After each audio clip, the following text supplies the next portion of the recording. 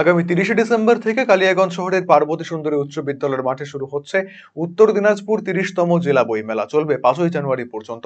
বুধবার জেলা গ্রন্থাগারিক দেবব্রত দাসের উপস্থিতিতে বইমেলা কমিটির সদস্যদের নিয়ে পুরসভায় বিশেষ বৈঠকের আয়োজন করা হয়। সেখানে উপস্থিত ছিলেন কালিয়াগঞ্জ পুরসভার পৌরপতি রামনিবাস সাহা, পঞ্চায়েত সমিতির সভাপতি হিরণময় সরকার সহ অন্যান্যরা।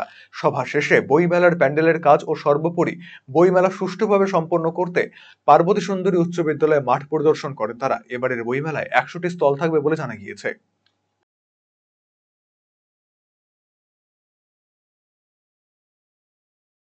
আজকে আমাদের অ্যাকচুয়ালি ডিএলও সাহেব আসছিলেন। উনি আমাদেরকে টাইমও দিয়েছিলেন যে একটা যে আমাদের প্রত্যেকটা যে কমিটি আছে, কমিটির থেকে ৩ জন ৪ জন করে নিয়ে পৌরসভাতে বসা হবে। বসে যে বইমেলা ৩০ তারিখ থেকে নিয়ে যে ৫ তারিখ অবধি আছে তার প্রোগ্রেস রিপোর্ট, কাজের অগ্রগতি কতদূর এগিয়েছে তার জন্য নিয়ে আমাদের আজকে আলোচনা ছিল। আলোচনা হওয়ার পর আমরা মাঠে যাই।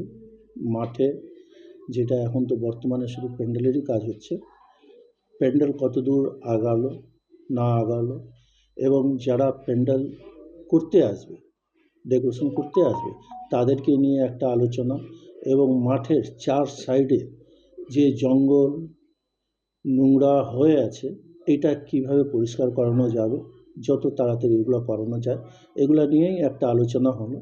এই মেলাকে সাকসেস করার জন্য ওই শুধু মিউনিসিপ্যালিটি না, মিউনিসিপ্যালিটি, পঞ্চায়েত সমিতি, গ্রাম পঞ্চায়েতের প্রত্যেকটা সদস্য এবং কালিয়াগঞ্জের আপামর জনতা এবং সোশ্যাল ওয়ার্কার সবাই হাত বাড়িয়ে দিয়েছেন। আমি আশা করি ওনাদের যেভাবে উৎসাহ একটা, এই মেলা একদম 100% সাকসেস হবে।